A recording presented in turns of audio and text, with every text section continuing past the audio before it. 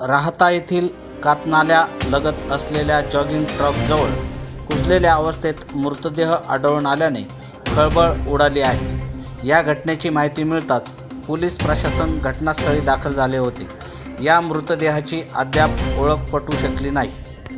सदर घटनेचा तपास CRPC 174 प्रमाणे उपविभागीय पोलीस अधिकारी शिर्डी गिरीश वमने साहेब तसेच अप्पर पोलीस अधीक्षक श्रीरामपूर यांचे मार्गदर्शनाखाली पोलीस निरीक्षक सोपान काकड हे करीत आहेत। सदर घटना ही कोणत्या कारणाने घडली आहे याचे कारण अद्याप स्पष्ट होऊ शकले नसले तरी मात्र पोलीस घटनेचे गूढ उकलण्यात व्यस्त असल्याचे दिसून आले। RS24 रामनाथ सदाफळ राहता।